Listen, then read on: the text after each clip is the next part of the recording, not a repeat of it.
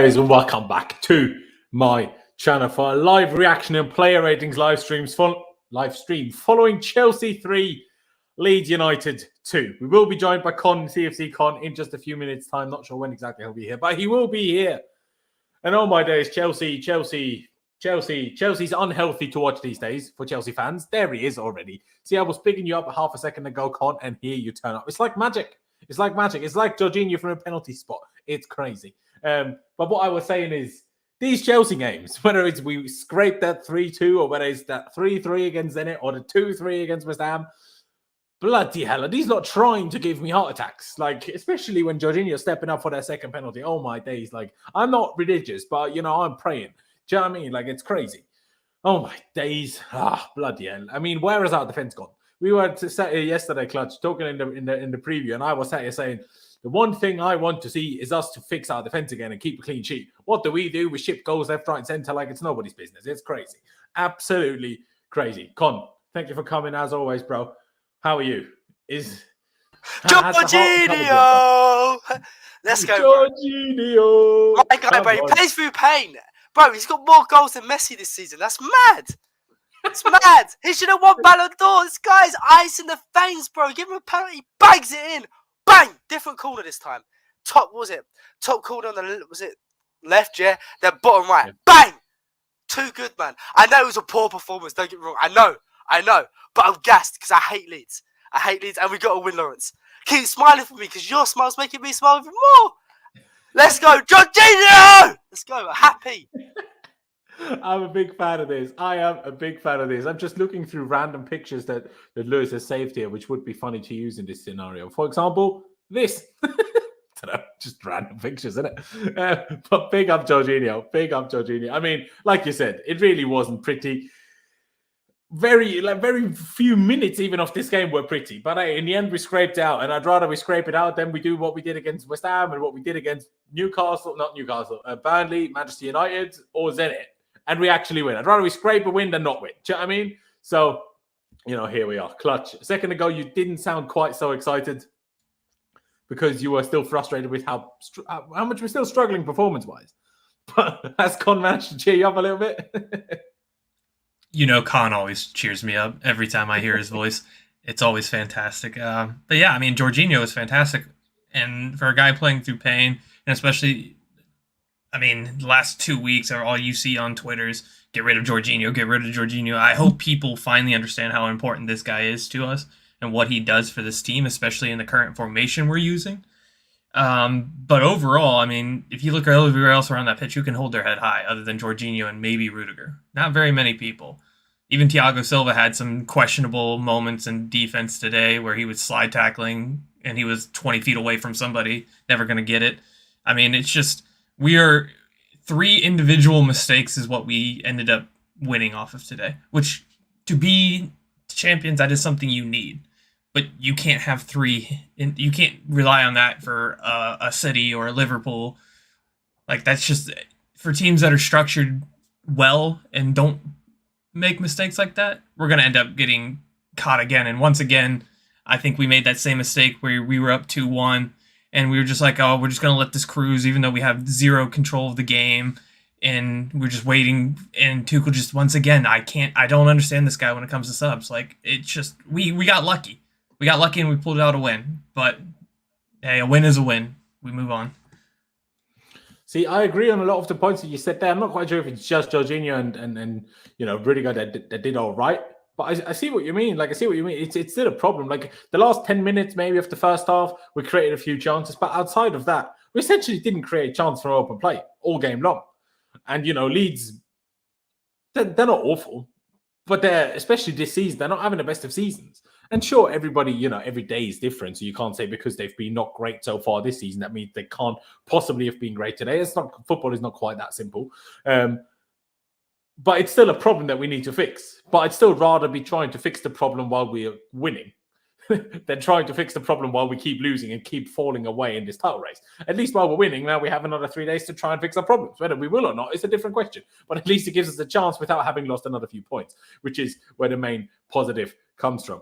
What I will try to do today, ladies and gentlemen, is I will try to look at stats during the game, not during the game, during the stream. So we don't just have Renevo Pisces here, who obviously was at the game today, which is why he's not in the stream. But so we don't just randomly throw random stats at you, that we actually look at a couple of stats throughout the team, which is what I'm going to try to do. Let's see if it works the way I plan it. But we shall wait and see. But Con, other than the praise for Jorginho, what are your reactions to that game? What are your thoughts to that game? Because it's weird. Like, every time we play badly, a few days pass until we play our next game. And we're always like, at least me, maybe you guys are different, but at least me, I'm like, surely we'll be better today. And it's just not. And I just don't understand. No, yeah, bro. Fully. I like your point what you said about, like, if we're winning games, we can fix the problems because we're not falling behind, innit? So that's a positive that we won today. I know we got kind of bailed out with the penalties. Don't get me wrong, I'm not stupid. Like, but I'm still in the moment. Need to calm down so I can be a bit more level-headed when I'm, especially with the ratings. But it's weird. It's weird. I don't know what's going on with us right now. I don't, because the defense looks. We've conceded 8, Laurenz, in the last 3 games. Like this week, sorry. Was it this week? Yeah, this week we conceded 8 goals. 8. That's crazy. Yeah. Chelsea, this Tuchel side don't concede 8 goals in the week. Bro, it was not long ago when we were saying we've only conceded like 4 goals in the Prem. How long did we hold the record for not conceding an open goal in the league? Like, so I don't know what's going on. Whether it's too much strain on Jorginho and that Loftus pivot ain't working. Alonso's definitely a problem. It's definitely a really big problem. If that don't get sorted, we could be in a mud, bro. We fully could be in a mud. Because this guy Alonso, bro, he's here to destroy us, bro. He's on some sabotage mission. I swear to God, he is. It's crazy, man. Like, honestly, that guy's on the pitch. And you know what's the most baffling thing to me is, like, obviously I've been pro selling Alonso essentially since Conte's second season. But even then, you think about it, his first season was really good. And even the start of this season, he had 2 or 3 really good games. And then you see him play for the last 2 months whenever he got a chance. And you're like, how were you ever good? Like, that's the part I don't understand. Like, how can you go from, yeah, you can talk about he's bad and he was always slow, sure. But now you look at him and you're like, we could take any guy from the pub and he couldn't be worse. Like, I know people say, Saul was worse. I disagree. I think they were equally as bad as each other. And, you know, Clutch even thought Saul was still better than Alonso. But then he still has that one moment which gets us back into the game when he all of a sudden realizes how to play football for half a second, steals the ball from the guy, gets it again by Werner, and plays Alonso's first good cross in like the last 4 months, and actually finds Mount, and obviously we get the goal. And that's just like, you can do this. And he also had like a few somewhat acceptable defensive moments, but then he just has like, he's cemented to the floor sometimes when players are in front of him. He just doesn't grasp what to do. But it's crazy. I mean, I will have a few players that I let off a little bit for certain things today. For me, for example, it looked like Ruben just was told don't sprint, especially off the ball. The guy was never sprinting. And I think that was also the reason why Reece came in so much, so that we allowed Ruben and Jorginho to run a bit less, because I think they're both not fit, essentially. But, you know, someone has to play. And that's Clutch mentioned it earlier about like, oh, no, it was Con. One of you, whichever one of you two it was, I can't remember, about like people saying Jorginho out after obviously the mistake against Man United, and obviously people scapegoated him for the mistake against West Ham as well. If we go by, you know, everybody that someone on Twitter wants out, we wouldn't even have a squad. Do you know what I mean? Like, we talk about injury crisis now. If everyone was out that they want out, well, then we wouldn't have a team. So, you know, it's not quite that easy, is it? But no, I mean, what this title was until we scored the 3-2 or until the penalty was awarded was, where has our defense gone? Because for Zenit, sure, we can talk about Malang Sarr and Christensen had a bad day and whatever else. Today we had Rudiger, Thiago Silva, and Azpilicueta, and then Christensen came on. And I know Alonso is on the pitch, but even Reece James played right wing back, and we had Jorginho. It just looks like we can't defend anymore, honestly. But it's not even just like that we make awful mistakes. It's also like balls don't fall to us. Like, and I'm not saying, oh, there's some weird conspiracy in the world going on. No, but if you compare our games now to comparing them a month ago, or say the Juve game, when we try to press, the ball stuck with us. Now when we try to press, everybody, doesn't matter if it's Zenit, whether it's Watford, whether it's West Ham, whether it's Leeds, they all manage to play it around us. And then we're so open. And I'm like, we don't actually do anything differently, but we can't keep the ball. Laurenz, or we what can't bring player's the ball missing? back to them. Go What on. player's missing, bro? Chalobah, bro. Like, ever since he's got injured, the defense ain't looked the same, you know? It's true. And when the AC contract thing started, bro, like, that's when it all went. Just think when the AC thing started, it was Watford the next game, wasn't it? And that's when our performance dropped off, you know? See? Some people call it coincidence. I call it club politics affecting the football on the pitch, you know? It's causing some sort of disconnect. Like, everyone was like a unit before, everyone was happy, then some nonsense comes out, and then everybody's, I don't know, the performance levels dropped. That's why I hate when the politics of the football club intertwine with the actual football, you know? I hate it. Yeah, no, I get it. Before we get into some potential stats, even though now that I'm looking at this website, the stats that I'm trying to use are so small that I'm not quite sure if I will make them big enough on this screen. So maybe we'll have to leave that for next time. But let me share the formation screen when I just realized I haven't even added any players yet. But we can do that, you know, as we go.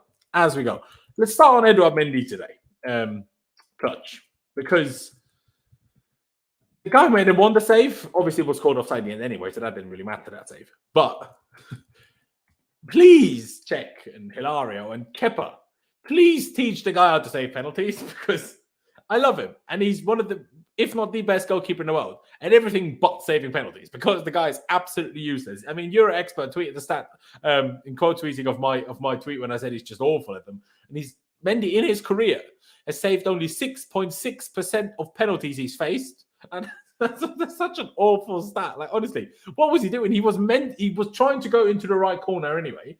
Then Rafinha stops his run. Mendy stops. He's basically kneeling on the floor, which I'm like, well, you're now kneeling on the floor. So even if you wanted to change direction, you have no power in your legs in that position, body position you're in, to even change position. So you might as well have gone right corner. And if he did, he would have saved it.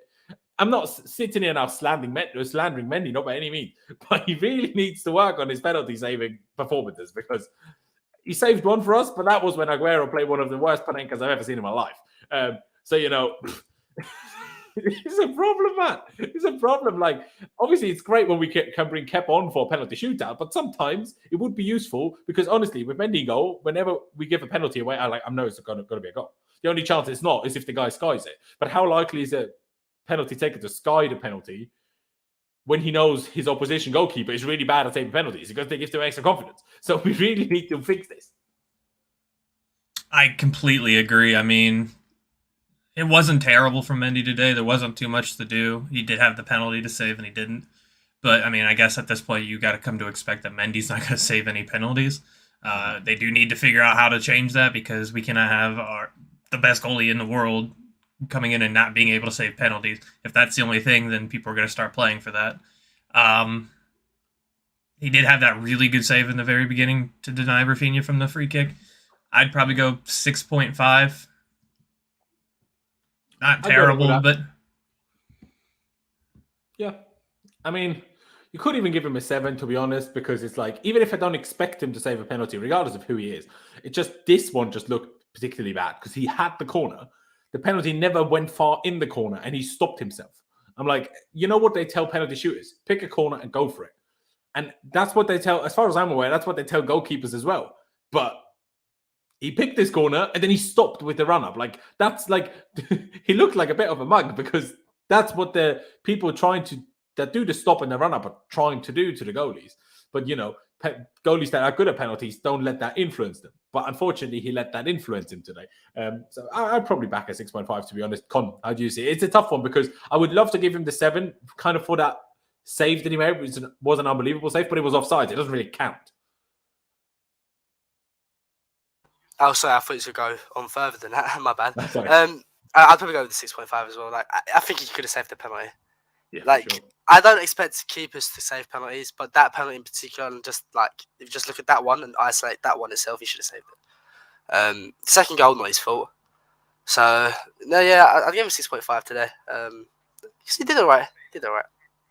He did do all right. I thought his passing looked a lot better again today than it did for the last couple of games. Sure, there was one time he tried to control it and it, you know, slipped under his foot, unfortunately. But thankfully, it was when he was outside the box, not like on the goal line. So, you know, not big deal in this situation, of course. But I thought his passing looked a bit better today and more calm today than he did in the last 2 games. Even if, you know, a lot of long balls went to Kai and he struggled to win them, but still, you know, at least he didn't pass straight to the opponent like he did for the last couple of games, which was a positive step. Let's go with Rudiger last off the back 3. So let's start with Aspie.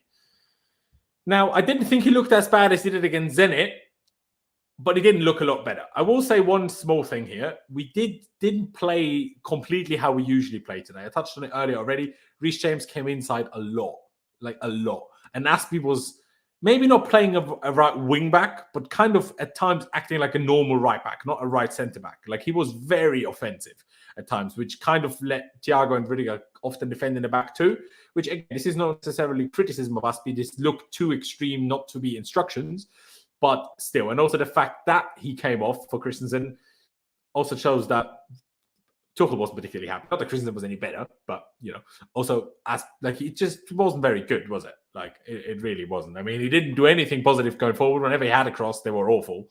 And he's just at the moment not getting these, you know, when how we try to defend aggressively, when the defender pushes up with the player, tries to nick the ball away before they even build a quick attack. And Christensen came on and won his first one. Oh, well, his first one that he tried of those.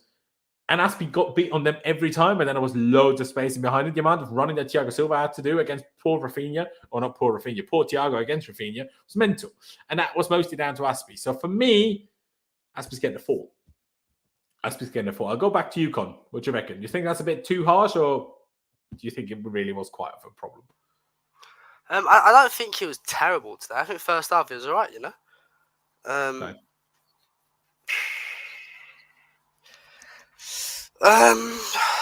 What did I give Aspie today? I don't think he came off because of performance. Personally, I think he was a bit leggy. That's why he came off. But how can he be leggy? The guy's barely played. Exactly, bro.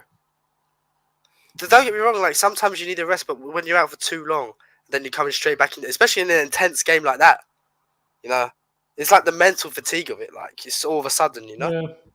So I don't know. Maybe I was a bit harsh with 4. Fair enough. I think what would you give Aspie a 6 today, just slightly above average. So I think he had a really solid first half, and second half, I don't know, as a whole we weren't fantastic, but I didn't remember anything he did that was really bad. Okay, fair. I'll push my 4 up to a 5. So we're currently at a median of 5.5. So let's see about you, Clutch. Would you go 6? Would you go 5? Would you go something different? What did you make of Aspie today? I didn't think it was particularly great. I mean, he looks like his age is affecting him. Like every time he's just getting slower and slower each game I see him. And I mean, that's not his fault. There's nothing you can do about that once you start to hit that certain time when your legs start to go. I would probably agree more with Con, so I want to go with 5.5. I'll sit in the middle. All right, 5.5 it shall be then. Let's get to Thiago Silva. Interesting game today from him. Never really seen him play like that for us. Like he was very commanding in terms of how he turned into Rudiger a few times. Where he always just ran up the pitch, and he, aside from once, always bottled trying to go for the shot. Once he tried to lay it off to Mason, and then unfortunately the pass to Mason was quite poor.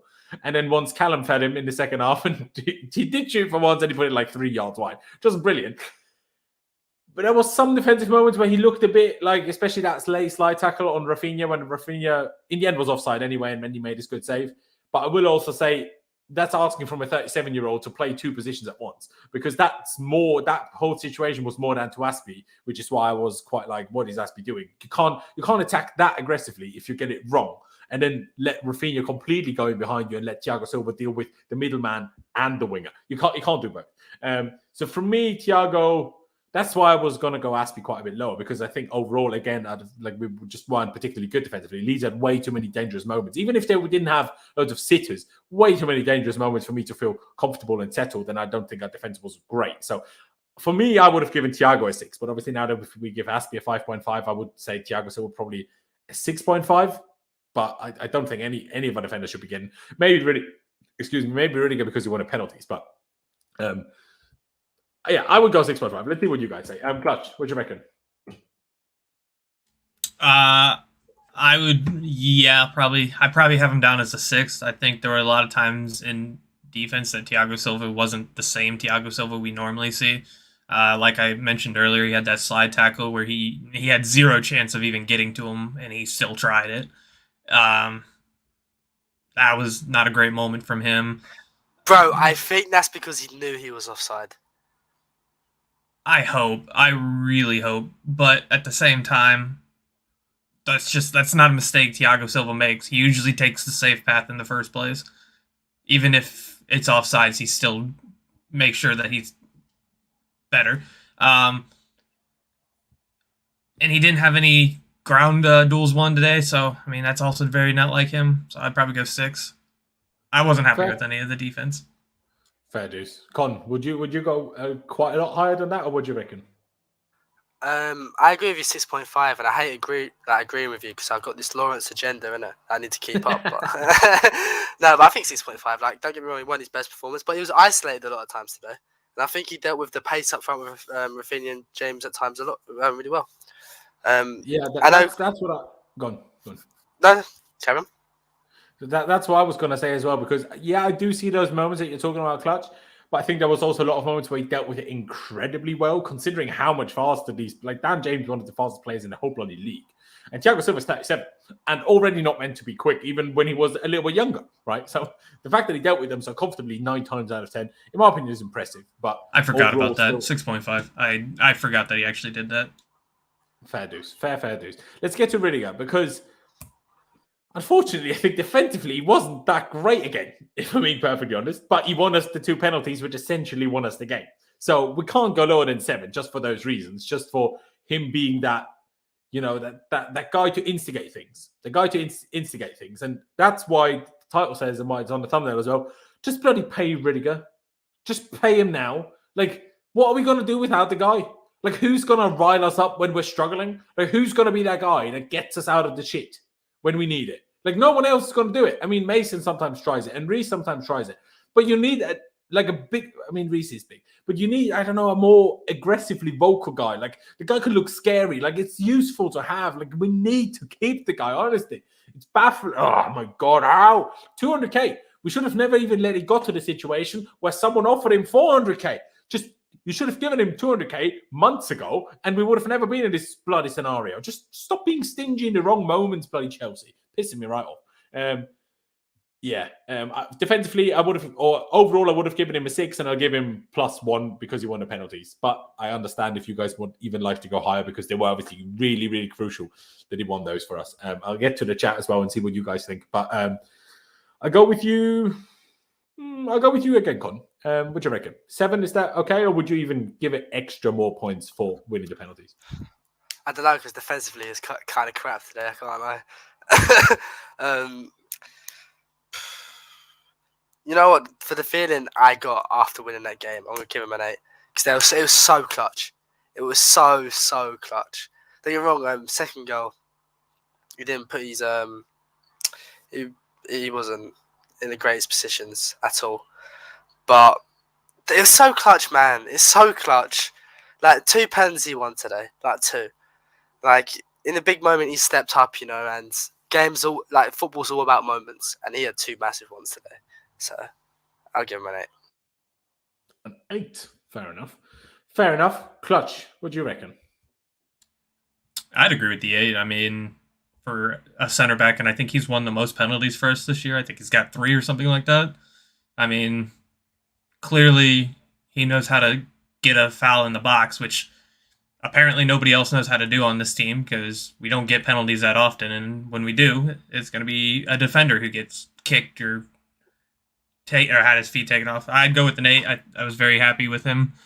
Offensively, defensively, not so much. I think that was a not Rudiger type performance, but I also agree with you. Like, you need a guy like that who is going to be like the physical presence. Like, you could always tell there's always a point in the game where he kind of does like a little harder than necessary foul to kind of remind the other team, like, yeah, I'm not going to let you get away with that so easy. I think a guy like that is very important to have on the team.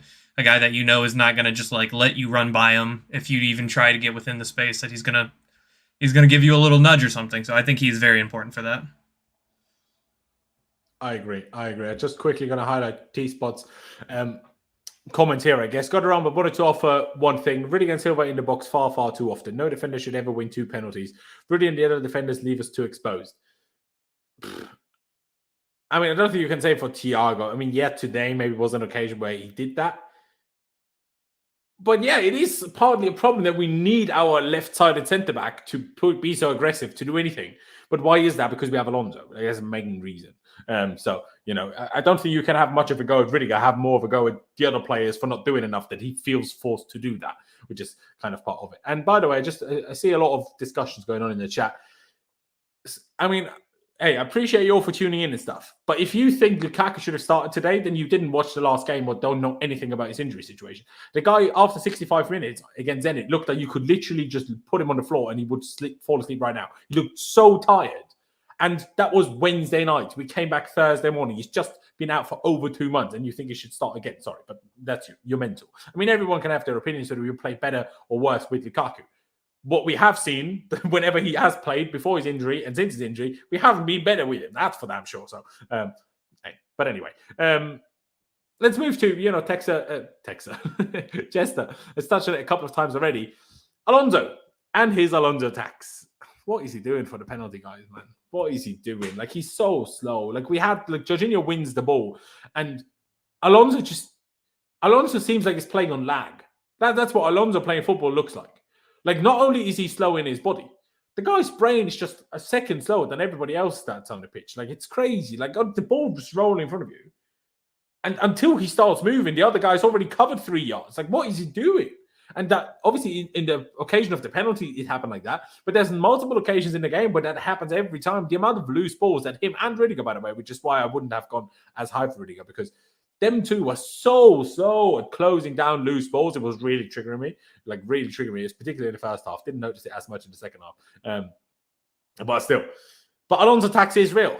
But then without him, we never scored an equaliser. And who knows? If we go 1-0 down at half-time, I feel like there's no chance we win this game anymore. So a little bit of credit we have to give him because, the aggressiveness in trying to poke that ball through quite high up.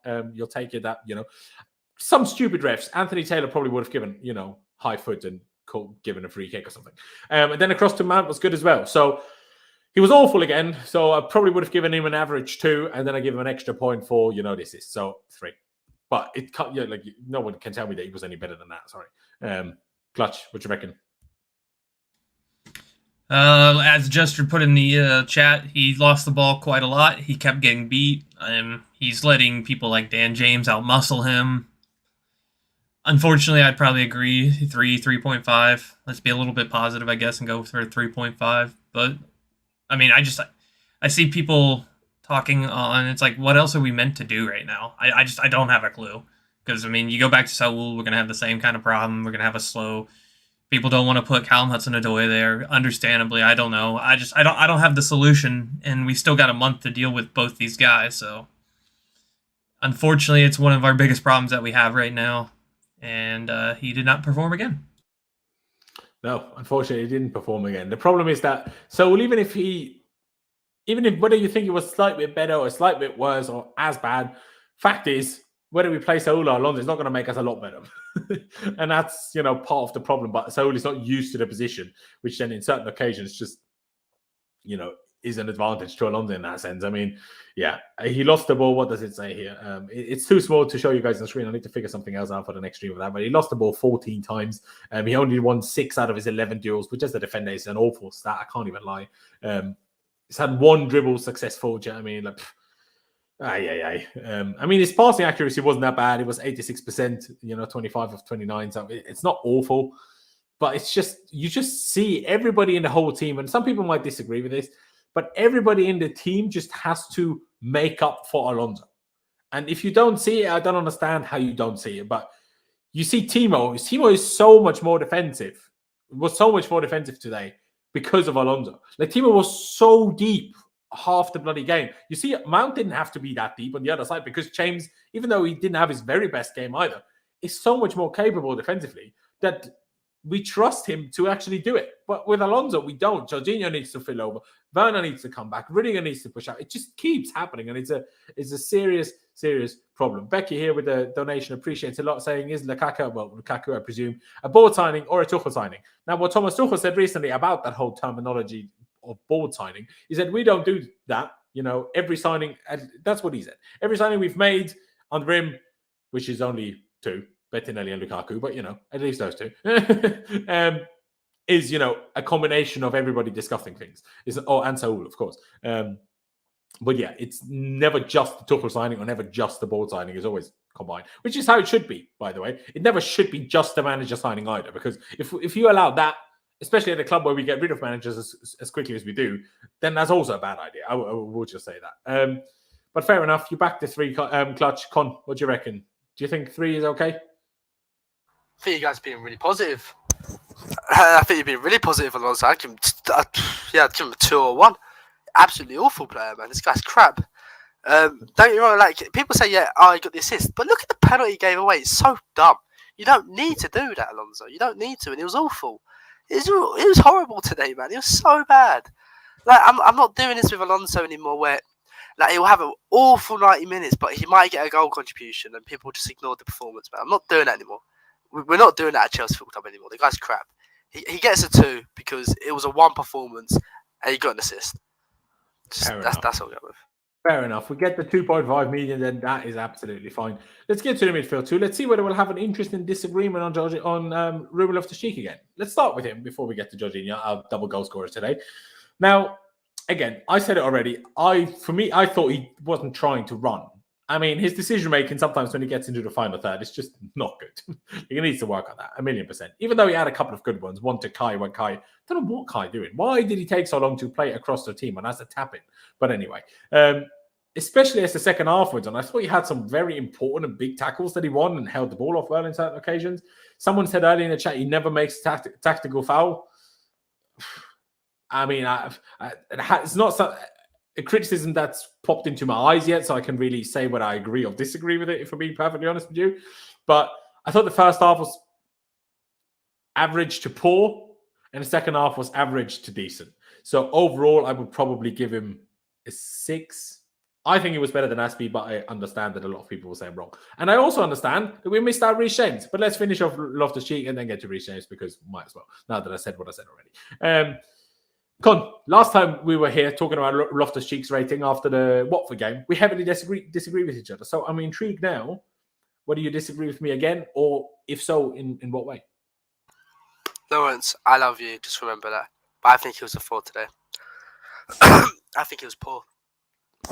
I don't think he had a great game at all today. I think he struggled. He had all right moments and like brief spells, but other than that, I don't know what he offered to the team today. I think one of the reasons why Thiago Silva was driving so much because Loftus weren't, No, I agree. Like I said, I mean, maybe I'm being nice here, but to me, the fact that, like we were touching earlier, the fact that Reece came inside so much, that's the first time we've ever done that. So the only logical explanation to me is that both of the midfielders, but obviously because it's on Ruben's side, he can't run. Like, obviously, he picked up a knock, couldn't play against Zenit, but had to play today because we didn't want Barkley or Ruben or Saul again. So that was my taking from that. The fact that he never ran with the ball, I thought it wasn't meant to be running. But fair news. Well, it just reminds me of the Fulham spell, bro, where he started really well, and then as the season went on, he gradually just got a bit worse and worse. I love Ruben, but recently, bro, he ain't been it. I give him a 4. Fair dues. I mean, I do see, 4. I think it's a little bit harsh, but not like, way off the mark, if that makes sense. But when I see people saying like 3 and 0, I'm like, or 2.5, I'm like, guys, we must be watching different games. Like, I cannot. Let me get some stats up. Maybe I'm wrong, more wrong than you guys. Who knows? But it's intriguing. Clutch. While I get the stats up, why don't you tell us what you made of Ruben and how you would rate him? I think it's a tale of two things. I mean, if you look at his stats aren't terrible. So, I mean, it's like 9 out of 13 ground duels won or something like that. So he was doing the physical midfield presence kind of thing. But at the same time, his final third passing was just so poor today. And I think that's one of his better traits is making those decisions in that final third. And just today wasn't quite to what it was. He wasn't dribbling from out of the midfield like he or Kovacic normally does to get us out of tough situations. If that comes down to he wasn't fit, then I don't understand why you play somebody who's not fully fit. Because they're still better than the fit ones. I'm still going to stick on my Mount should have been in midfield thing with Georgie. I think that would have been much better than struggling. Like, hey, if the guy can't sprint, then I don't really want him to play if he's not able to sprint. At least start from at least 45 minutes. But, you know, I'm going to be a little bit more positive. I'm going to try. I'll stick with a 5. I don't think he was terrible, but I also don't think he was that great. I want to change mine to a 5 as well. Between me and Con anyway. Sorry, go on. I want to go with a 5 as well because I think it was an average performance because I've got that bit of play where he played in Havertz. That was nice. I'll give him a 5. I was just trying to read out the stats, and all of a sudden this website just reloaded, even though I never pressed reload. So I'm not sure why it's doing that. Because I was just gonna mention some stats, just this, especially for the people that are trying to give him like a 0 and stuff like that. But hey, you know, each their own. Let me just try and open this again so I can actually mention things again. Why did it do that? Why did it randomly just the website just reload? I've never seen that before in my entire life. But what it did say is he won, like, what did you say, Clutch? 9 out of 11 ground duels. Pretty good, if you ask me. He won 2 out of 2 aerial duels. Pretty good, if you ask me. He was never dribbled past. Pretty good, if you ask me. He made 4 tackles. Not amazing, but, you know, not awful either. The one thing you can criticize, especially when it's Ruben, is he only had 3 attempted dribbles. He succeeded 2 at least, so he still has a decent, 66% success rate. But the fact that he only attempted 3, to me, that's more of a case of him not being fit. But, you know, again, everyone's entitled to have a different opinion on that scenario. But to tell me he was god-shocking awful, and the thing that confuses me the most, if that makes sense, I have no idea. It's not even letting me open the game now. Anyway, confused me most is now we're slating Ruben for having poor final third decision making, which I completely agree with. But when I slated Kovacic for it, everyone was having a go at me. Like, why? And Kovacic is now being praised as the greatest player of all time when he was good this season. But for the last 3 years, that's always been Kova's big problem. So now that Ruben has the same problem, Ruben is now shocking. But for Kovac, it's fine. I don't get it. That confuses me.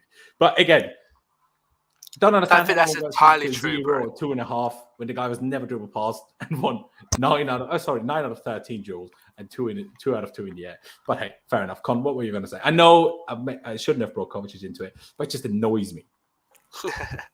I was going to say, I don't think the situation is exactly the same. That's what I said.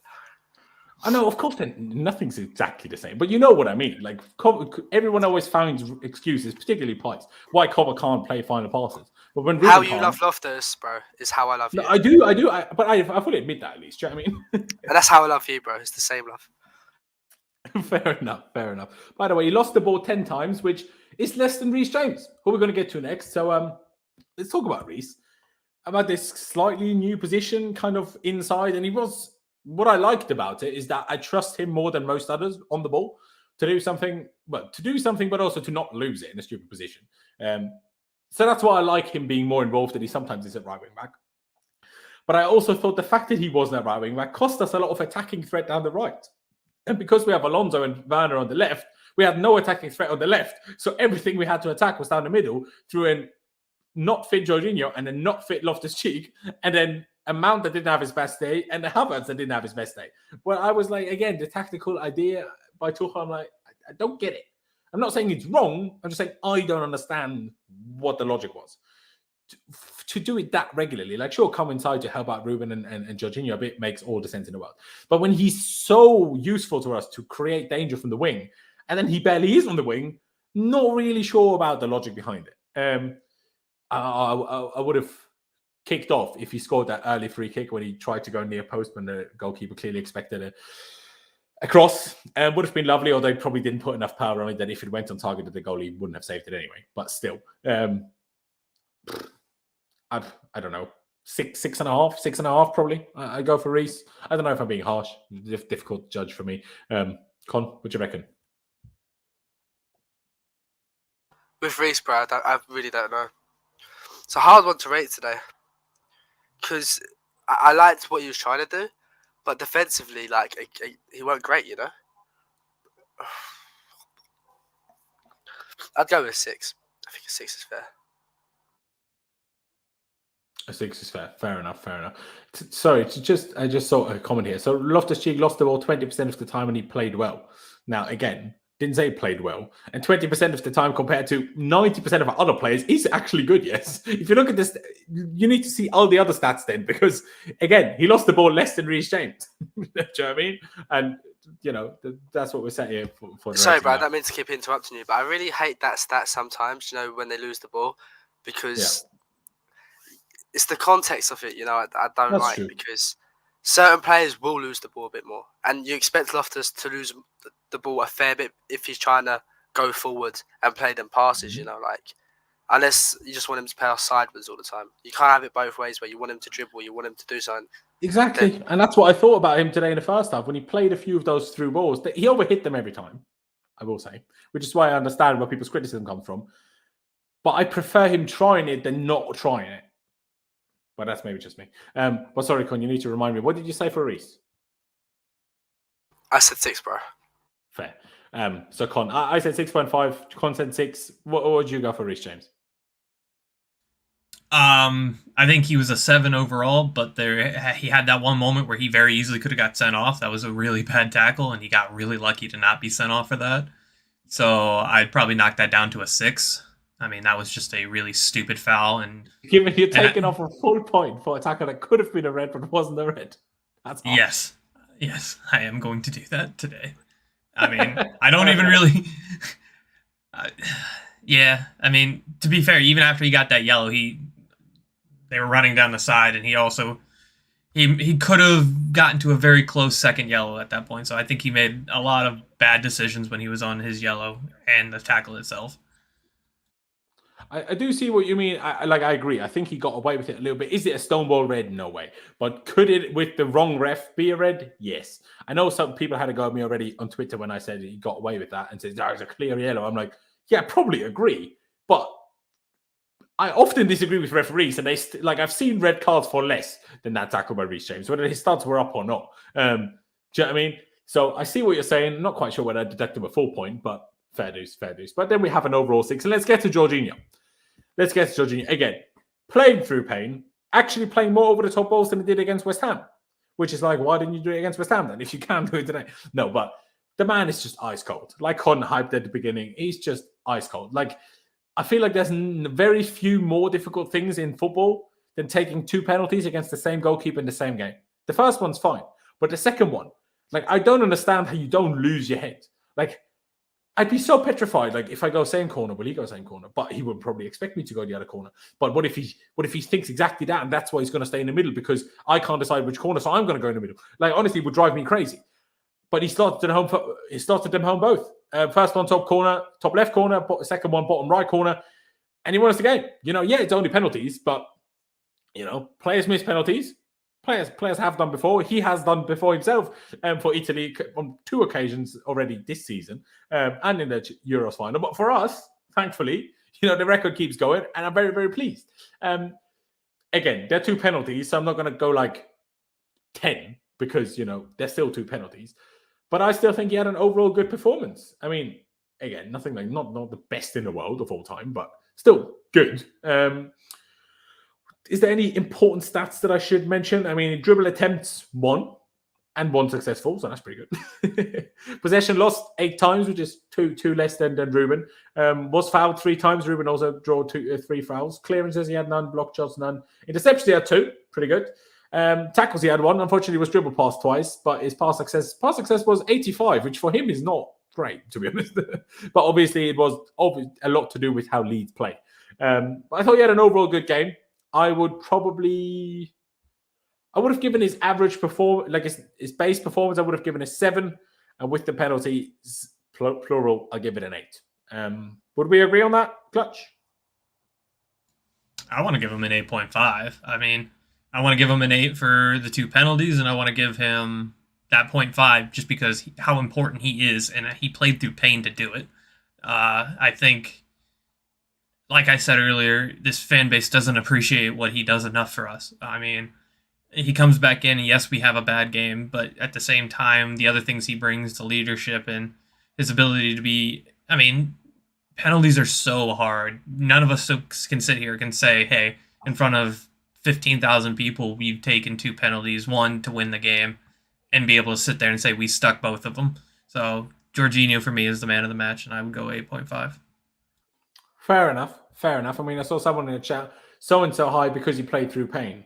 But we also know Ruben isn't fit, but everyone was just slaying him. Again, confused. But anyway, Con, 8.5, do you think justified? Would you even go as high as a 9? It's for me, the tough part is just because I'm like, how much, like penalties, they won us the game, but there's very few easy, well, in the grand scheme of things of football, obviously the goalkeeper is forced to be 11 yards away from you, and the ball's still. So like it's meant to be easy to like score penalties, but still, especially the clutch one, the last one was huge. So it's tough for me to really judge how much extra to add onto his base performance for the penalties, which is what I'm struggling with. I'm going to take my bias away here, and I'm going to give him a 9. Love that. It's a 94th minute winner, you know, like the ice in the veins. And he created a big chance for Kai as well. Do you remember when he slipped him through? Oh, was that his pass? Yeah, that was his pass, yeah. He had more than 2 tackles. No, 1 tackle, sorry. I remember him having 2 in the space of about 5 seconds. Do you remember he slide tackled one player, then he got up and he tackled the other. So he had more than 1 tackle. I don't know what that stat is about.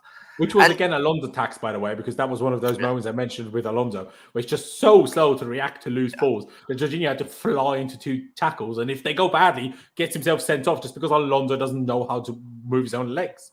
Yeah, facts. And, bro, with this left side of Ferner and Alonso, bro, Rudiger and Jorginho really did get... It was a hard game for him today. With how Leeds play, the intensity they play out, like, and you have to babysit this guy, bro. I can't stress enough how bad Alonso is. Like Jorginho would have a much easier time if that's Chilwell today. Jorginho would have had a 10 performance today. I'm convinced if Chilwell was there. People need to understand how bad this guy is at left wing back and what he does to the players around him. And I like the little comment you put about Loftus-Cheek not being fully fit. You had to slip that in, of course. But yeah, he played through pain, and I'm just thinking, what would today's game been without Jorginho? You know, what would it have been like if he wasn't playing? It would have been terrible, bro. So I'm giving him a 9 because he's my boy, you know. And just like Laurenz backs his boy, I'm backing mine. 9. Fair dues, fair dues. I will also raise my, because now that you reminded me of that ball to Kai Havertz, I will also pop my rating up to an 8.5, but that's still 2 8.5s over a 9, so I do apologize, Con. But let's move to the front 3. Who shall we start with? Start on them. Can we start with Ferner, please? Yes. And because you're so excited about it, hit me. What are you saying? This guy's an awful footballer, man. I'm done with him, bro.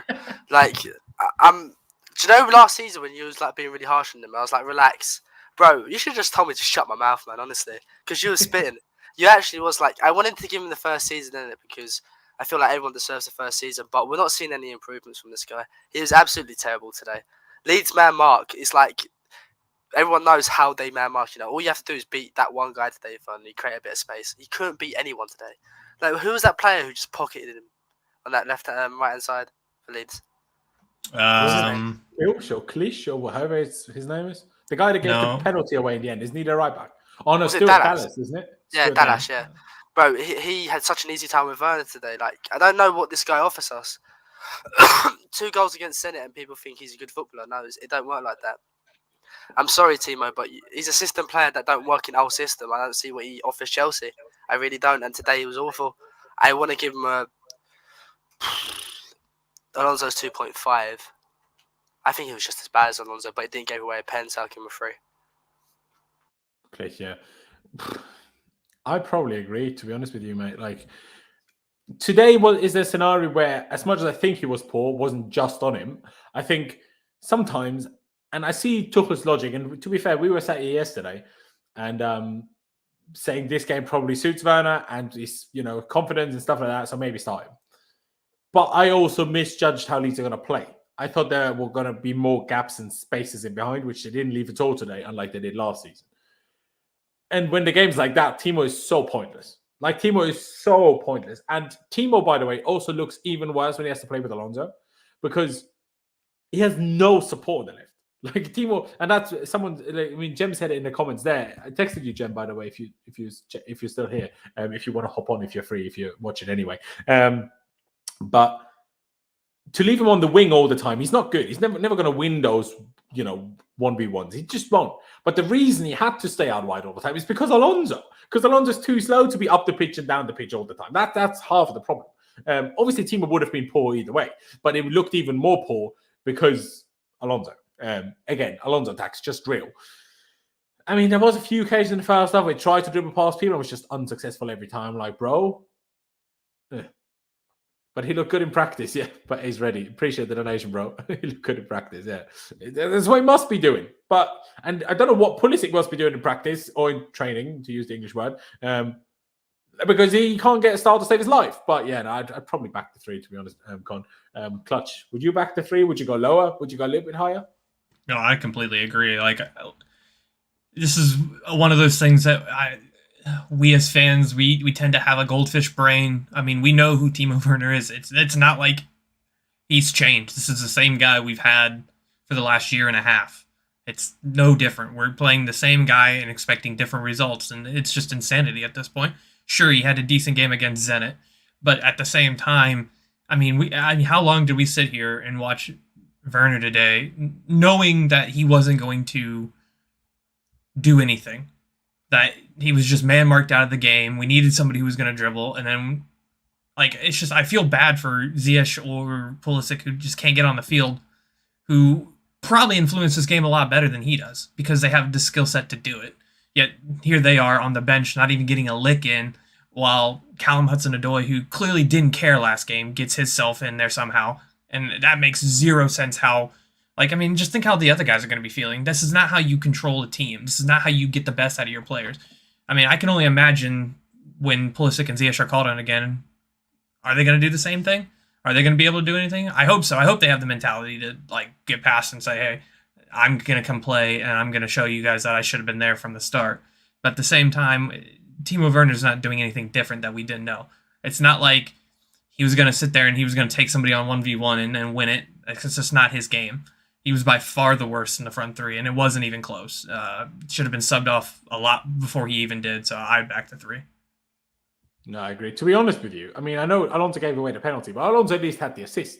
I mean, I guess Werner was involved too because Werner played the ball to Alonso for the assist, I suppose. But it's just not good. Like Timo, and I was saying this after Zenit. Obviously, I mean, I saw highlights popped up on YouTube recommended for the Zenit game. It was like outstanding Werner, but Blues bottle it. It's something like this, obviously in German, but anyway. And I was like, outstanding Werner, bro. He had 3 good moments and was shocking for the rest of the game. At least he had 3 good moments. But today he was just the same shocking, maybe even a tad worse shocking. But he didn't have any good moments. And then that's just, again, that's just how he played against Zenit. Just on 3 occasions, once he was in the right spot and once he wasn't. And he might have scored a goal today as well if Kai played him the cross from Ruben's pass. Because that's an easy tap in. And then we sit here again, yeah, but Timo scored. But it still doesn't change the fact that he's not very good at football. Obviously much better than I am. Much better than probably Con Clutch, even though I haven't seen him play football. But in the grand scheme of things, of playing for Chelsea, playing in the Premier League, he's just not that good. Doesn't have a good touch. He can't dribble. He's not really particularly good at shooting. What he's great at is running. It's great at that.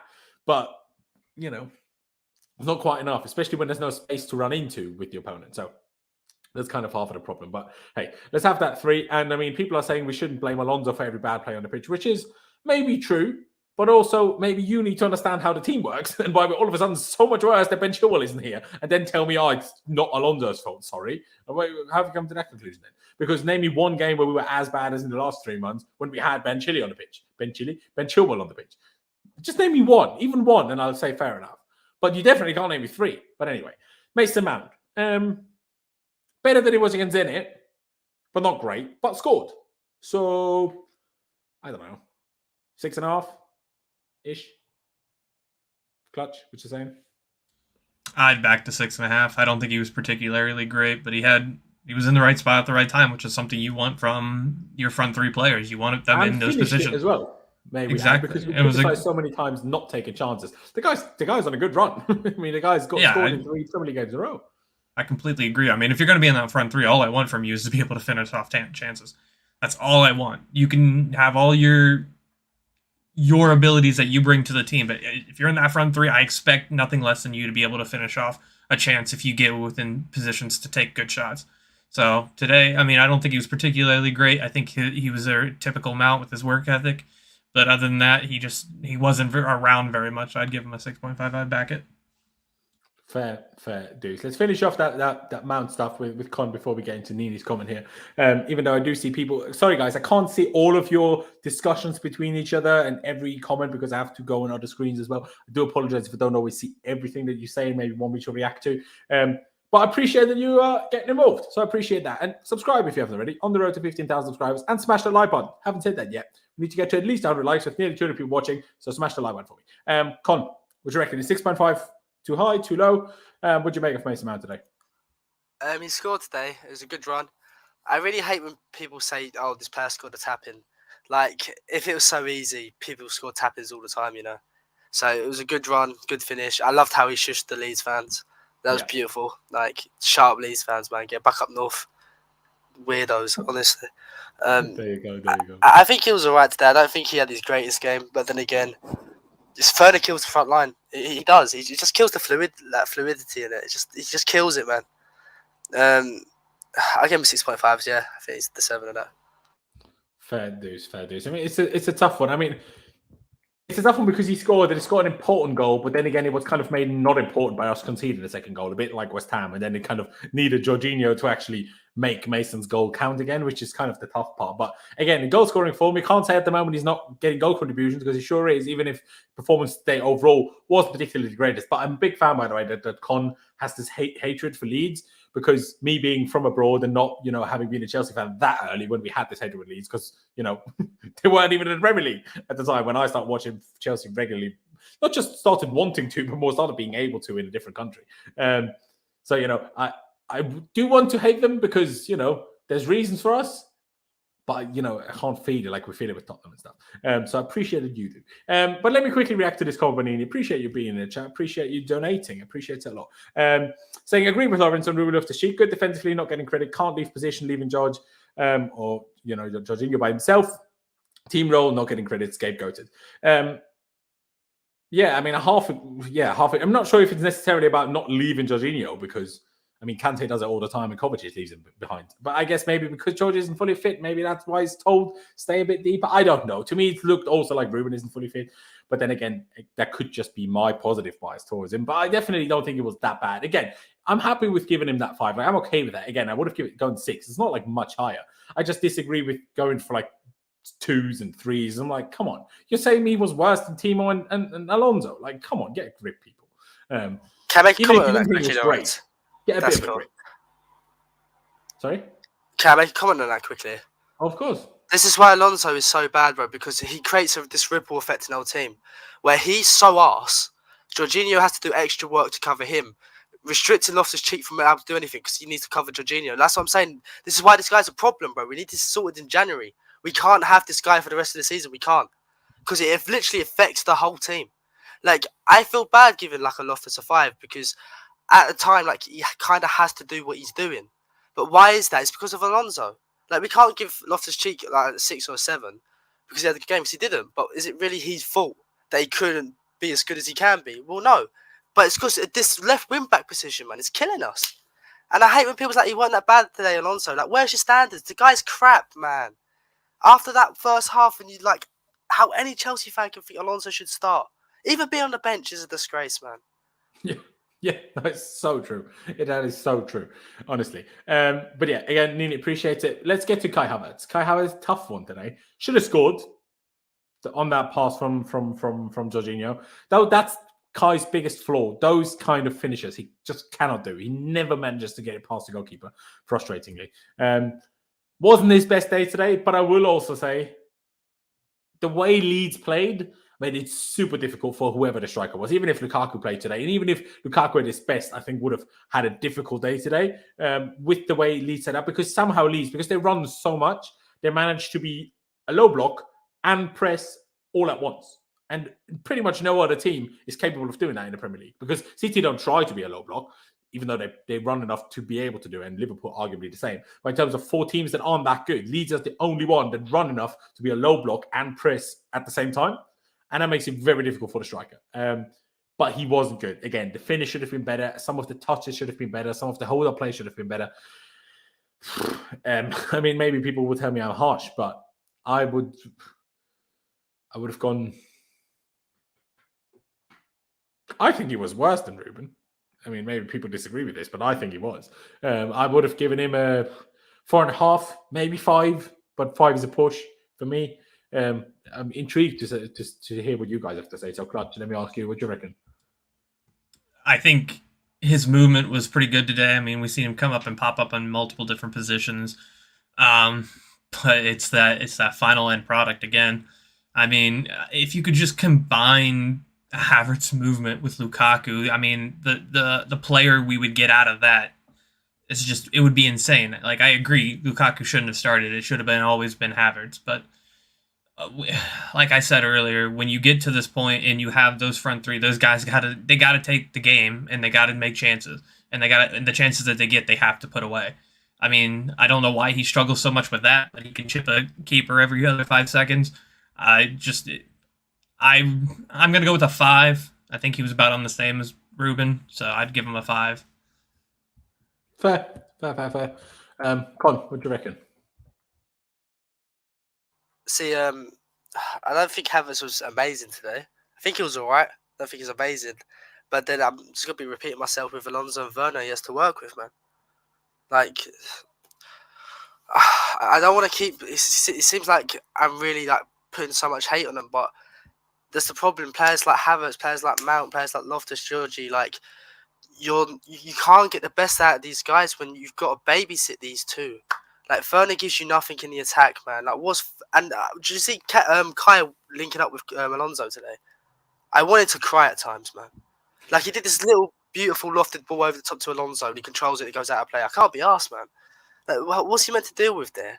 You know? And then he doesn't have Loftus really pushing up to support him to play, because he has to babysit, because Alonso's just inadequate. Like, bro, this guy is a problem, man. Like, and it affects everybody. I don't think people actually understand that.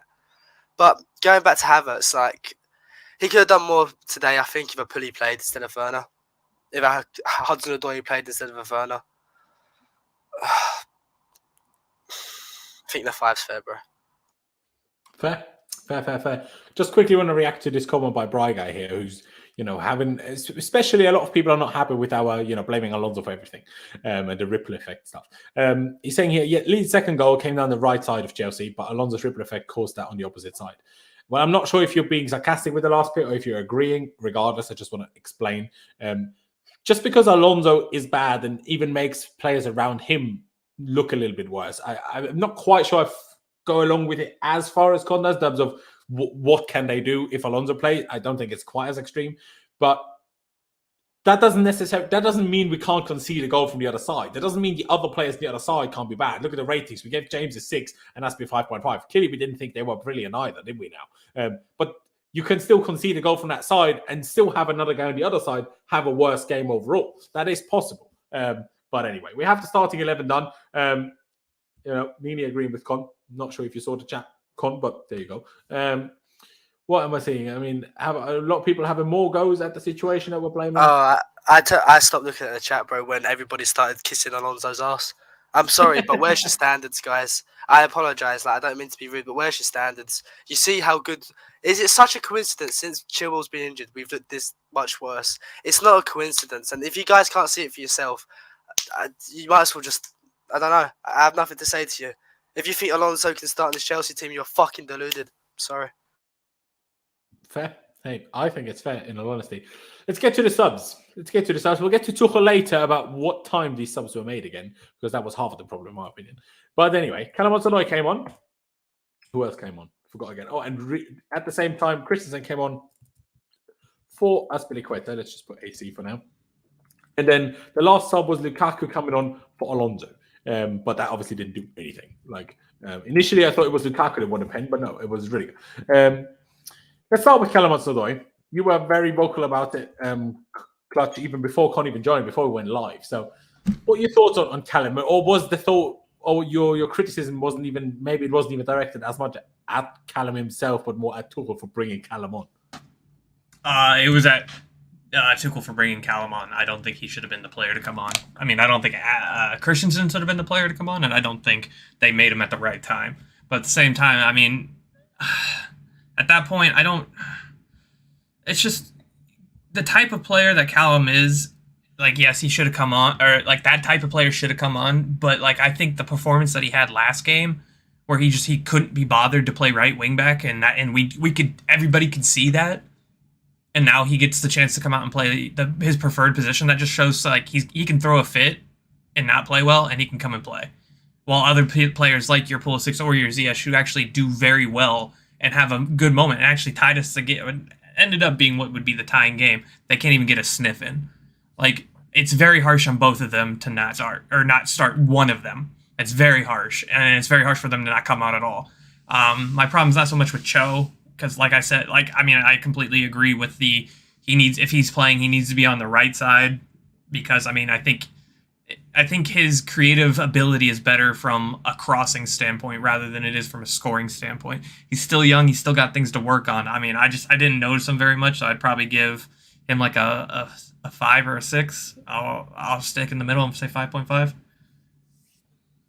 Fair enough. I mean, I agree that it was harsh on Pulisic and on Ziyech in particular, personally. I mean, Pulisic, I said it after last game, to me, he's now a super sub. Today, he wasn't even used as that, which I thought was harsh. Like, if he didn't start West Ham, didn't start Zenit, and then he doesn't even come on today, again, my question is, what is he doing wrong in training? And if someone tells me he's not doing anything wrong in training, then I don't understand. Because whenever we see him play, I'm not saying he looks amazing, but he looks decent and better than some players he is playing over Tuchel, which is playing over Pulisic. So that I just don't understand.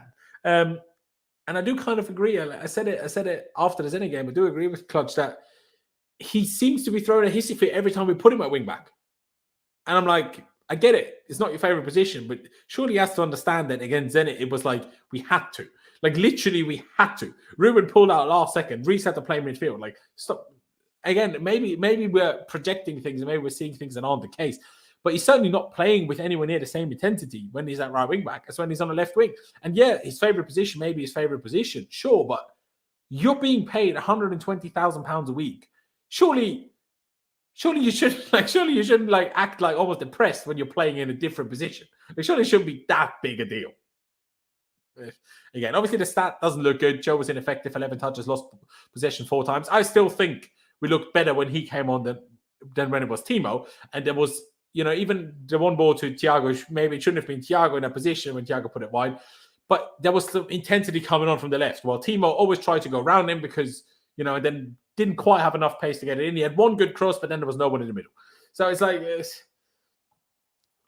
again, I probably agree on a 5.5 to be honest. I don't think it was bad, but I don't think it was good. And I don't think it should have been him that came on in the end. Con, what do you reckon? Yeah, when Cho came on, I knew he wasn't going to do that much, to be honest. So I remember when he had to move sides because playing behind in front of a certain someone, but I'm not going to get into that. Spoke about that enough already today. I don't understand Tuchel at times, bro. I don't, because there's been a point where Cho was in great form. He didn't stay in the team. Ziyech has been in great form. He hasn't stayed in the team. And Werner comes back in. I don't get it. Why is he so religiously backed by Tuchel? Ziyech has been great. Why can't he start today? Hudson-Odoi, when he was in good form, he eventually got dropped. Like, why? What's this Werner fascination he has? Like, I don't get it. Timo 30 touches. Yeah, so Cho, I give him a 5. I give him a 5.5 today. He couldn't really do much. Playing in front of a donkey. Didn't have long. I think the subs were too late as well. I think it was brought on too late. Would have did it a bit earlier. We were struggling for a while. Yeah. But also not that sub. Like, even if he makes that sub earlier, it wouldn't really change much. Like, it would change a little bit, but it wouldn't not fix the problem is maybe the wrong word, but I felt like either you give us someone up front, either you bring Lukaku on for Havertz. It's just not because, like, I felt Timo was a problem, but Timo should have been changed earlier. And then if you're not going to change Timo, then by that point it was too late. Just don't change Timo. I'm not quite sure how Callum was meant to be at fault for the second goal, if I'm being perfectly honest with you. Jester, but fair enough. But It was playing as like a left forward today. He wasn't playing as a left wing back, mate. So you can't blame him for the goal. Especially at the time. Like, I think when Lukaku came on for Alonso, Callum might have been half a left wing back, but obviously not before that. And obviously they scored their second goal before Lukaku came on. But yeah, so do you agree on the 5.5? Sorry, Con. Yeah, I'd be happy with 5.5. Fair enough. Let's get to Christensen. Tough to rate for me. Because obviously we conceded when he was on, which is never ideal. If you make a defensive sub and then you concede, you didn't concede before. Well, we did, but not from a penalty. Like from a penalty that had nothing to do with that side of the pitch. All of a sudden, we concede from that side of the pitch. Not ideal, is it? I don't know. 5. Con, what do you reckon?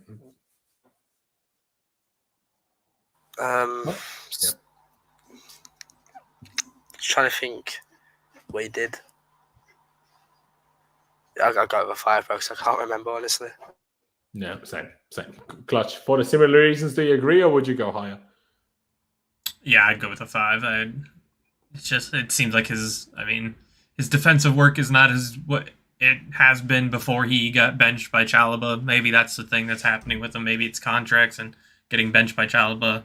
I don't know, but he's not been the same player since, so I'd just go with a 5. Actually, now that I think about it, I'm not sure if I think he was worse than Aspie. Obviously, I wouldn't have given Aspie a 5.5. I would have given both a 5. I prefer you to go down with Aspie. Even if I say 5.5, if you two say 5, we're staying at 5 anyway. Sorry, what did you say, Clutch? You can move Aspie down to 5. I can agree to that. No, then we have to move Christensen up because otherwise we're screwing over Con's 6 rating for Aspie here. So let's give AC a 5.5 then. Who cares? Who cares? And Lukaku, shall we just give him an NA? I mean, he was on for 5 minutes. I didn't even see him, to be honest. Yeah, I'm good with the NA for him. I think the only thing I saw him do was hold back Rudiger. We wanted to beat out that Leeds player. Yeah, that was quite funny. Just because we have a sub here today and then it looks weird. Let me put Tuchel here with Kai Havertz. One, not much to the credit of Thomas Tuchel, I will say today, because we didn't really create much from open play. I mean, the only real open play chance I should have scored that was Kai's chance. That was the only open play chance. I'm like, we could have scored from that. And maybe the one time Ruben played the ball to Kai and Kai didn't cross it quick enough, that would have been an easy tap in for Timo. But that was the only 2 moments that we had from open play. So you can't really say Tuchel was particularly great today. But obviously, Tuchel is drastically limited at the moment with injuries. But easy. In midfield he is, and at left wing back he is. But no one forced him to play Timo today. No one forced him to keep Timo on the pitch for as long as he did today. And I'm still baffled by the fact that Hakim didn't start. I thought Hakim was good against West Ham. Hakim was good the game before that. Didn't then play against any, but when he came on, looked decent. So I'm very confused by this, honestly. Very, very confused by this. But we won in the end. So even if you think this also too late, I know Clutch is going to go quite harsh because he thinks the player management of Ziyech and especially Pulisic isn't good. And I kind of agree with that. If you're not going to start Pulisic in any of the 3 games and then not even bring him on today, what message does that send? But at the same time, if in training Callum performs better than Pulisic, then is it bad man management from Tuchel or is it bad training from Pulisic? And us as fans, we're not a Cobham, we're not a training, so we don't know that, which is why it's difficult for me. So I will give Tuchel a 6. We won. Things could have been better. The performance was good, but we won at least. So I'm going to say 6. No, actually, didn't we say 6 even for the last game when we got 3-3? So maybe I have to go 7. But no, for me, it's a 6 because I think I went lower than the other guys against Zenit. I'll go with you last, Clutch. So I'll go with you next, Con. What do you reckon? Is 6 fair for Thomas Tuchel, or would you go with something different? I'll go with 6. I think that's fair. I give him a 5 now. I give him a 5 because we won, but I wasn't happy with him today. I can't lie, mate. I won. I think the sub was too late. He needs to do something about that left wing spot. Left wing back, sorry. He needs to do something. I don't care what it is. Something needs to happen because it's killing us. The subs are just late. The Ziyech one, the Pully one, is annoying. But when he did start a game, I think 4 games ago, he didn't look great. Ziyech has been on good form. He's in great form right now. That's what's annoying me. And he didn't see a minute today, and I don't know why. And this religiously sticking with Timo Werner is annoying. It's jarring as hell. Yes, I'll give him a 5 because we won. Fair. And well, I'm not sure we can say religiously sticking with Timo Werner, considering Timo has actually not played that much this season. But I see what you're saying. But so, Clutch, the floor is yours, the stage is yours. In what ways were you particularly unhappy with Thomas Tuchel, and what rating would you give him? I'm going to agree with Khan's 5. After the game, he said we deserved to win, which I don't think any part of that performance told us we deserved to win. We got lucky in the end. He did say we got lucky, so I don't know how you say we deserved to win, but we got lucky at the same time. So I don't think those two things are correlating together. I think even if it's not Pulisic, his problem as of late is we know, like, we were up 2-1. They had majority of the possession. They seemed like they had the momentum going their way. That's when you want to make a sub. That's when you want to make a change to kind of push them onto the back foot. So that way you're like, hey, this is not working. We're going to put this guy in this position. We're going to give them the chance to like turn the game around and we can swing the momentum back our way. Being up 2-1 and then playing like that, and then we concede the equalizer. I knew it was going to happen the moment that the 70th minute hit and we haven't made subs. Like, subs are they're good for every reason. They're good to slow the game down. They're good to change momentum. And he has a big problem making the subs at the right time. Before we conceded the second goal. Yes. But it was too late at that point. They had all the momentum. You need to change it when they were gaining momentum. So I'm not particularly happy. I agree that Pulisic should have never started. I don't think he's done anything to deserve to start. But to not even get on the field, that's insanely harsh. And I'm even more so for Ziyech, who's been playing really well. Why did he not even get on the field? He should have had a start? It's just I agree that I don't think there is this religiously sticking with Werner, but I think we just kind of hope that when he scores, that's going to trigger this effect that's going to get him 30 goals a season. And it's just not. He's not going to be the player to get you 30 goals a season. No. He's not going to do it. If anyone still thinks that's going to happen, that's not going to happen. He's not going to be that type of player. And honest to God, I hate saying this out loud because I'm like, I think we should look for him a different place so we can get somebody else on the bench that we have as a center forward. I think that's just, I think he's more of a liability than anybody else we have because when we play him, we play to one more strength. And okay, I keep forgetting about Alonso, but sure. I think for me, Tuchel and his in-game management as of late has been really poor. Like, to say, if I understand, like, before the game, what is he meant to do with the midfield spot, I think, or with the left wing back spot? I mean, you're either going to play Alonso or you're going to play Saul, or you're going to go off the rails and then you're going to put an Aspie there. You're going to lose a little bit of offensive attacking if you put Aspie over there. You can put Show over there, but we don't really know what Show's going to do. It's just, for me, there's a problem. The left wing back spot's a big problem that we're going to have to figure out how to deal with. But there's times when his in-game management just wasn't up to par. And today I feel like when you have two players who are gaining momentum like a Pulisic or a Ziyech, and Pulisic, that little movement, that little run he did to get that third goal, like that is him. That's something we haven't seen him do since he's returned from injury. And now we're going to stop that little bit of momentum when he's starting to click, even if it's to bring him off the bench or Ziyech, who combined with him really well. And we're going to make those two. I think those are the kind of moments that can make or break a player.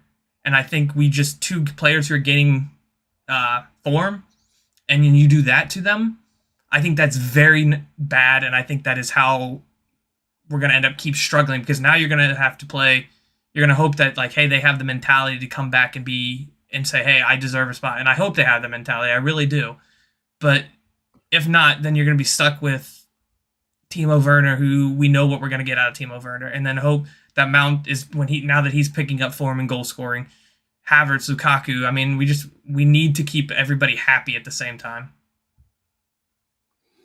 I agree. I mean, obviously, because we don't know the scenario, I'm not going to be too harsh for both Hakim and Pulisic not coming on, because who knows what the reason was why Aspie had to come off. Maybe it was not performance-based. Maybe he felt his hamstring. Maybe there was a forced reason why he had to waste, in quotation marks, one of the subs on a defender, and maybe otherwise Hakim or Pulisic would have come on. And then by the time we concede the late equaliser, I understand why he brings Lukaku on, just to bring the most goal scorer that we have on to snatch a late goal. In the end, it was a penalty, and that was taken by Jorginho, but obviously he doesn't know that at the time. But yeah, no, I'm not. I wouldn't. It's interesting because I think the way you speak should give a way harsher rating than you've given. But I agree with your rating, or at least with that overall rating where we end up on a 5.5 if we have 2 5s and 1 6, which I think is there. But I do still that's. I've been caught in a lot of different minds over the last couple of days with how much we're struggling. Because on the one hand, I feel in hindsight a bit harsh on how I sometimes thought about Frank. Because similar, not the same, but similar problems we're having now. Obviously with injuries, but again. But at the same time, I'm like, yeah, but Tuchel is just better. That's why I don't feel any harsh things. He's going to figure it out. And with Frank, I didn't think he's going to figure it out. And with Tuchel, I do. Obviously, I'm not sure if it's possible with the squad options that we have to figure out a left wing-back spot until Chile's back or until we can call someone or sign someone. Again, I'm not a big fan of the news where it said we're not going to sign anybody. The only thing we might do is recall Ian Martin. Not the biggest fan, especially if Luca Digne does actually become available in January. But Jester said very early in the chat, but I didn't highlight it because it didn't quite, actually fit the conversation at the time. There has been apparently some link, which again would be a positive in my books because even if we have Digne and Chilwell, hey, bloody great. If one of them sits on the bench, let one of them throw a hissy fit, and in 2 years we sell whoever's not as good as the other one. I hope it's Chile that's better, but if Digne turns out to be better, fair enough. But Digne's also a tad old, is he not? Although he's not old either. But again, it's just we need a left wing back. We need it. Whether Chile is fit or not, Chile can't play every game. And then it's still Alonso. And I know people think we're too harsh, but I've been very consistent on being critical of Alonso and not being very, high praising of Marcos Alonso since 2017, guys. Like, genuinely, since 2017. So you can't be saying, I'm unfair on this. I've been saying the same thing since then. So, I mean, Theo Hernandez in there. Theo Hernandez will be brilliant, but I mean, AC Milan would be idiots if they let him go. And apparently there's some problem with Digne at Everton, so you could snatch on that. And Bry Guy saying, I like Joachim Maele. Again, not sure how to pronounce his name, can play either side. That is a positive, to be fair, that he can play either side. But still, Digne is 28. Yeah, decent age, but is a tad older than Ben Chilwell is, of course. So you admit you have an agenda. No, the opposite. I just have seen the light in 2017 already, and you guys have not yet. So, it will come. It will come. Don't worry. If you want to make sure, go to the shops, buy yourself a torch, but taking a piss now. Wait a minute. How are they saying you have an agenda when Alonso in the last 5 games combined has lost the ball over 100 times? I don't see how in 5 games that stat, and then all of a sudden you're having an agenda. That's not an agenda. He's just not good. I don't know why. I don't know why that is not being seen because he creates 1 goal every once in a while. He's just not good. I don't understand. No, Laurenz don't have an agenda on. You don't have an agenda on Alonso. I can't talk. Sorry, I didn't mean to interrupt. Nobody has an agenda against this guy. We just realise he's crap. It's as simple as that. Why do people defend him, Laurenz? I don't get it. It's they're happy with that level of player. Are you dumb? Yeah, I don't get it. Don't get it. And you can't even say we won a lot with Alonso playing it. Again, I said this from 2017 post-summer. So I didn't sit here and say Alonso is awful in Conte's title-winning season. But from Conte's second season, the signs that Alonso had as real issues and real deficiencies and real weaknesses, in my opinion, started to show. And I spoke about it back then already. And what have we won then when Alonso was a starting player? The Europa League. And even in those games, a lot of them were started by Emerson. Because Alonso got started, then the second half of the season, Emerson came in, didn't he? Yeah, although in the final it was Alonso again. So. Yeah. Alonso, I don't know why he gets... Some people, I swear, they do it just to be different. Because most people can realise Alonso ain't a good player. Let's call spade a spade. He's not good. We back our players, sure. When he's on the pitch, we hope he does well. But when he plays shit, I'm going to say he's played shit. Simple as that. Yeah, sorry. We win when he plays. So what happened against West Ham then? Or last time we lost away at West Ham when he was literally single-handedly at fault for us throwing away the win. Not this time. Wasn't single-handedly at fault for it. Not by any means. But last time. Last time we lost it. Again, we can all have different opinions. And if you think Alonso is better than I think he is, fair enough. But there are certain things, you can't make up that he's quick. You can't watch a replay of how long he takes to realise the ball's loose and he should get on it and tell me that's not a problem. Like, if you watch that and you tell me that's not a problem, that's baffling. I even tweeted fair, F Alonso for the build up to Mount's goal. He did really well in that moment, but that was a 7-second period of a 90-minute game. Like, as much as that's a good moment, it's a 7-second period of a 90-minute game. And if the rest of the 90 minutes are large majority poor, which in my opinion, in our opinion, they are, you can't just say here he's good. He helps us in one way or another. Yeah, he helped us in the one way by giving away the penalty, and then he got an equaliser. So you can't even say he helped us get back in the game. Yeah, but he also put us out of the game in the first place. It doesn't just work that way. What's the entire point? No one is defending Alonso. Stop blaming him for everything. No, first of all, a lot of people are defending Alonso, including yourself. But blaming him for everything again. Give me another reason why we're struggling so much more since Chile is not in the team. What other reason do you see then? Like, you can't, like, what is the reason then?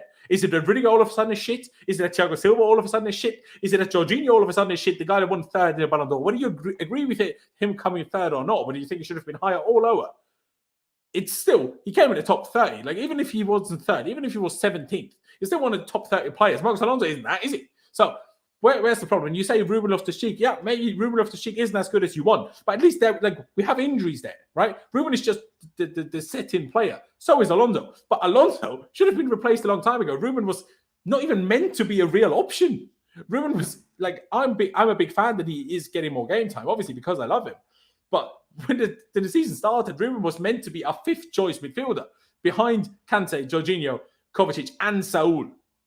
And now you're saying, oh, Ruben's awful. Well, sorry, but Alonso is our second choice wingback, and you just sat here saying he's acceptable, which is, have you won every game without Alonso? No, but that's not the point. That doesn't mean he is now not.